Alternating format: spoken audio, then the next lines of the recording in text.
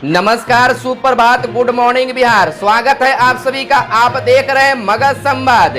मैं आपके साथ हूं सुनील बॉबी। हम आपको बिहार के हर खबरों से आज कराएंगे रूबरू, चाहे वह बात सरकार की हो या जनता की सरोकार की। हर खबरों से आपको कराएंगे रूबरू।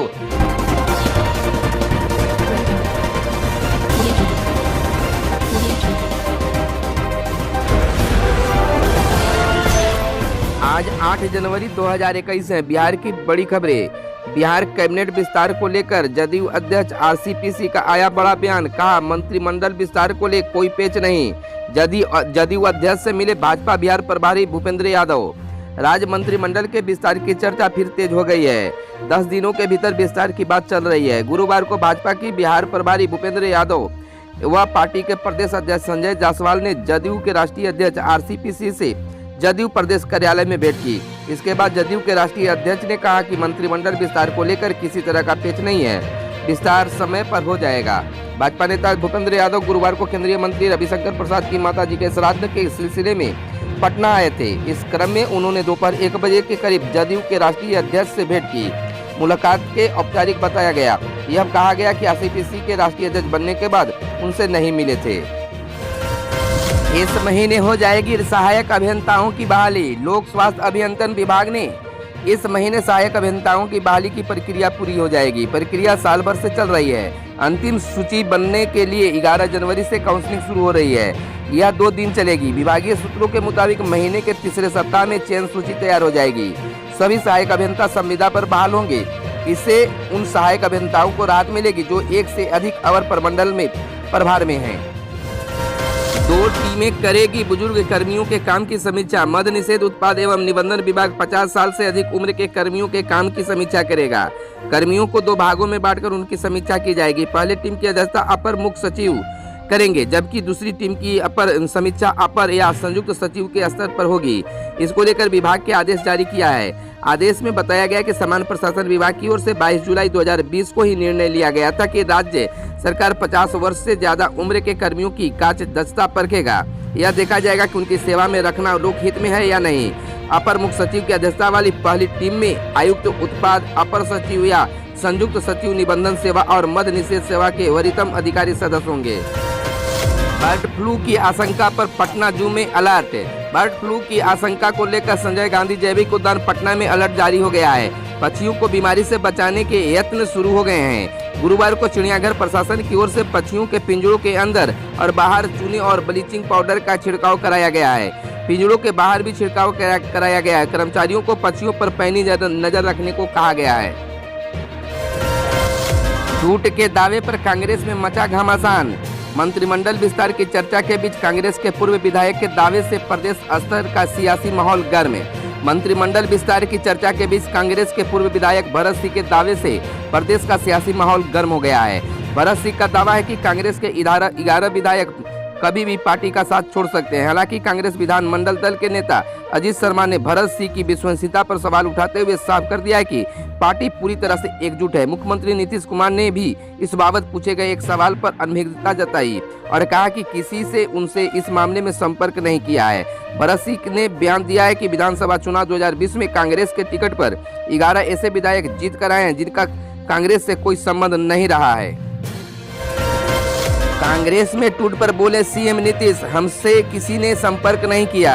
मुख्यमंत्री नीतीश कुमार ने कांग्रेस में टूट के सवाल पर बुधवार को कहा कि हम अपने काम में लगे हैं, इन सब पर हमारा ध्यान नहीं है, हमसे किसी ने संपर्क भी नहीं किया है, तो हम क्या कहें। हर पार्टी में अंदर अंदर बात चलती रहती है, कोई किसी पर बोलता है, कोई किसी और पर बोलता है, यह सब चलता रहता है। कांग्रेस नेता सोनिया गांधी और बसपा प्रमुख मायावती को भारत रत्न देने की मांग के बारे में सवाल पूछने पर सीएम ने कहा कि मांग करने का सबको अधिकार है।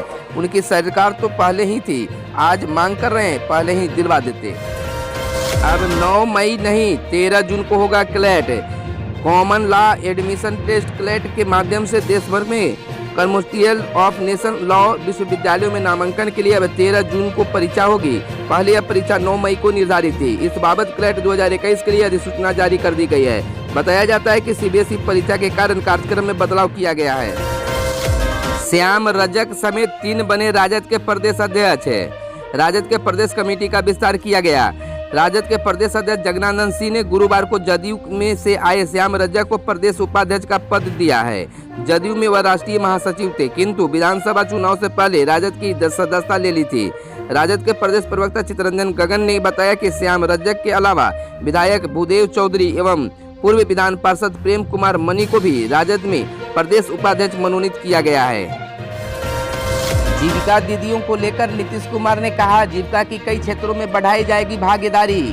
मुख्यमंत्री नीतीश कुमार ने गुरुवार को कहा है कि जीविका कार्यकर्ता अपना काम बेहतर ढंग से कर रही है, उनकी जिम्मेदारी और बढ़ाई जाएगी। जल जीवन हरियाली योजना के तहत बने तालाबों की जिम्मेदारी भी अब जीविका को सौंपी जाएगी। जीविका कार्यकर्ता नई पीढ़ी को भी जागरूक करने का काम करे। सीएम धमदाहा प्रखंड के दमगड़ा में सामुदायिक संगठनों के साथ संवाद कार्यक्रम में हिस्सा ले रहे थे। उन्होंने वहां मौजूद Aranyak agree productive company limited के सदस्यों की कामयाबी को सुनकर उनका हौसला बढ़ाया। कंपनी की जीविका कार्यकर्ता ने लॉकडाउन में ऑनलाइन मक्के का कारोबार कर 8 करोड़ से अधिक का मुनाफा कमाया है। सीएम ने कहा कि वे कंपनी के सदस्यों से ही मिलने के लिए पहुंचे हैं। इस साल 3 जुलाई को होगी जेईई एडवांस की परीक्षा। आईआईटी सहित देश के चुनिंदा शीर्ष इंजीनियरिंग संस्थानों में प्रवेश के लिए आयोजित होने वाली अंतिम परीक्षा जेईई एडवांस की तारीखों का भी ऐलान हो गया है। इस साल यह परीक्षा 3 जुलाई को होगी। इसके साथ ही छात्रों को एक बड़ी राहत देने वाली आईआईटी में प्रवेश के लिए 12वीं में 75% अंकों की पात्रता से भी राहत मिल गई है। यानी आईआईटी में प्रवेश के लिए 12वीं अंकों का कोई बंधन नहीं रहेगा। इसकी जगह उन्हें सिर्फ फिजिक्स, केमिस्ट्री और मैथ के साथ 12वीं पास होना जरूरी होगा। केंद्रीय शिक्षा मंत्री रमेश पोखरियाल निशंक ने गुरुवार को ट्वीट के जरिए इसका ऐलान किया। जेईई एडवांस 2021 परीक्षा के आयोजन का जिम्मा आईआईटी खड़गपुर को दिया गया है। वैक्सीन के खिलाफ दुष्प्रचार पर केंद्र ने राज्यों को किया सतर्क। केंद्रीय स्वास्थ्य मंत्री हर्षवर्धन ने राज्यों तक कोरोना की वैक्सीन पहुंचने के ठीक पहले देशव्यापी पूर्वाभ्यास की तैयारियों की समीक्षा की। राज्यों के स्वास्थ्य मंत्रियों और प्रमुख अधिकारियों के साथ बैठक में हर्षवर्धन ने वैक्सीन के खिलाफ फैलाए जा रहे दुष्प्रचार पर चिंता जताते हुए कहा कि इससे सारी तैयारियों को धक्का लग सकता है। स्वास्थ्य मंत्रालय के एक वरिष्ठ अधिकारी ने कहा है कि शुक्रवार को देश के सभी 736 जिलों में वैक्सीन वितरण का पूर्वाभ्यास किया जाएगा। खुद स्वास्थ्य मंत्री हर्षवर्धन तमिलनाडु में जमीनी स्तर पर पूर्वाभ्यास का आकलन करेंगे। इसके पहले हर्षवर्धन ने वैक्सीन वितरण की तैयारियों के बारे में स्वास्थ्य मंत्रियों को बताया। उन्होंने कहा कि वैक्सीन वितरण के लिए हर जगह कोल्ड चेन प्रणाली तैयार कर ली गई है। इस बार रद्द हो सकता है गंगा सागर मेले का आयोजन। कोरोना काल में गंगा सागर मेले के आयोजन पर गहरी चिंता जाहिर करते हुए कलकत्ता हाईकोर्ट ने जरूरत पड़ने पर इस बार आयोजन रद्द करने के संकेत दिए हैं। हाईकोर्ट ने राज्य सरकार से हलफनामा दाखिल कर बताने को कहा है कि गंगा सागर आने वाले यात्रियों को कोरोना से सुरक्षा के लिए उनकी तरफ से क्या क्या प्रबंध किए गए हैं। इस मामले पर शुक्रवार को फिर से सुनवाई होगी। मुख्य न्यायाधीश ने कहा, अगर हमें लगेगा कि तीर्थयात्रियों की सुरक्षा के लिए राज्य सरकार की तरफ से गंगा सागर मेले में की गई व्यवस्था पर्याप्त नहीं है तो हम इस बार इसका आयोजन रद्द करने के निर्देश दे सकते हैं। हाईकोर्ट ने आगे कहा है कि दुर्गा पूजा व छठ पूजा के साथ गंगा सागर मेले की तुलना नहीं की जा सकती है। इसकी तुलना सिर्फ कुंभ मेले से की जा सकती है, क्योंकि इतनी बड़ी संख्या में सिर्फ वही लोग स्नान करने जाते हैं। खबरों में आज बस इतना ही। वीडियो पसंद आए तो एक लाइक जरूर करेंगे। अगर चैनल को अब तक सब्सक्राइब नहीं किए तो चैनल को कर ले सब्सक्राइब, ताकि वीडियो का नोटिफिकेशन सबसे पहले सबसे आगे आप तक जाता रहे। धन्यवाद। जय हिंद, जय भारत, वंदे मातरम।